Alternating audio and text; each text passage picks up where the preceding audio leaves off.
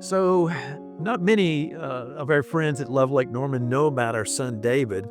So today we're going to introduce you to our son. He was fun-loving, he was energetic, he was creative, and he adored his sister Kelly. As he got into middle school in the 8th grade, he came home one day and he said, "Hey, Mom, look what I have." And he had a set of golf clubs on his back.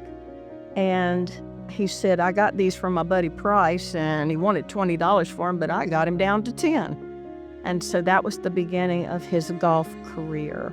He did excel in golf. He started entering individual tournaments across the state and in the local area. He won lots of trophies. So he was getting ready to enter his senior year, and we were excited to see what colleges might be interested in him. And early in that senior year, on a Saturday, he said, "Hey, I'd like to spend the night with one of my friends tonight." And I said, "Okay, well, you can spend the night as long as you come to Sunday school and church tomorrow." Well, as he was leaving, he stood at the door, he turned to me and he said, "Hey, Mom, you don't need to worry.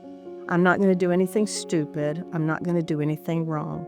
Love you, Mom." And I said, "Okay, bud, love you." And he walked out.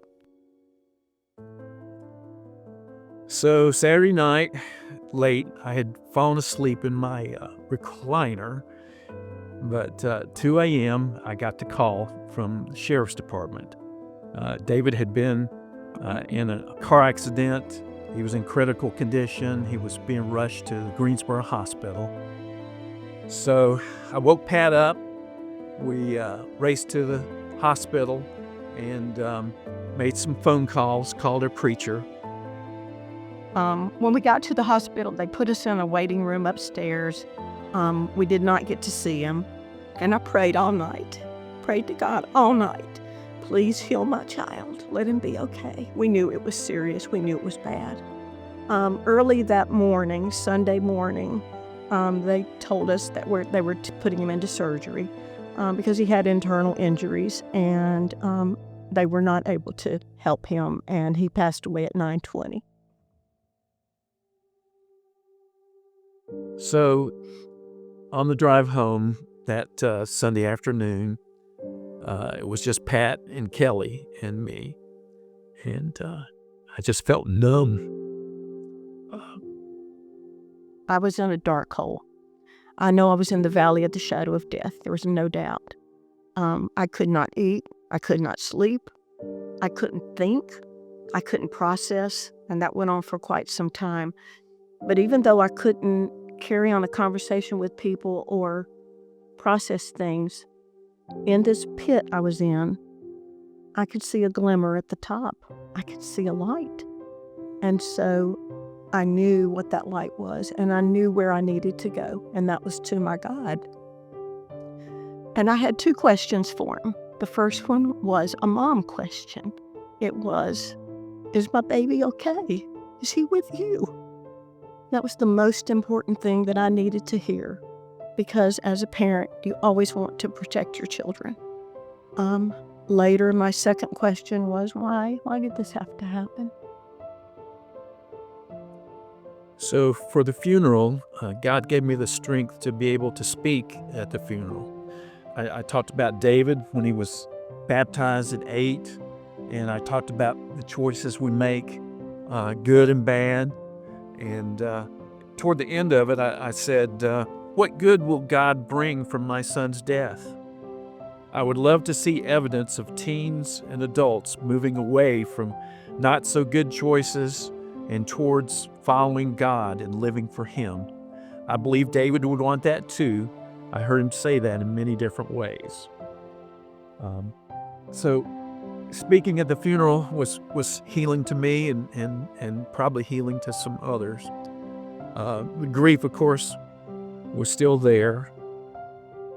What did happen for me during those weeks and months was God began to answer my questions. About 4 months after the accident, I was invited to speak at an FCA, and I did. And then it snowballed after that. I started speaking to a lot of FCAs and youth groups. in the area. There were lots of students and golfers with David, adults, and other individuals that we knew who told us or wrote to us telling us about changes in their life and changes in their eternal life. So telling you about David today is really telling you about how God supports and cares for his children. And he gives us strength just when we need it. He takes the worst experiences that we can go through, and he can bring good out of it. He's that powerful. Also, as a result of just knowing how God brought me through this and how I needed him, I developed this boldness for sharing him. And I know that's because I know how badly people need him. One of my verses, if you've been around me, you know it's John 16:33. I tell you these things so that in me you may have peace. In this world you will have trouble, but take heart. I've overcome the world. So what I learned from this, what I've seen from this is, if you don't know God, you should. You must. If you don't pursue Jesus, you need to. You should be ready, because trouble will come. Because in this world, you will have trouble.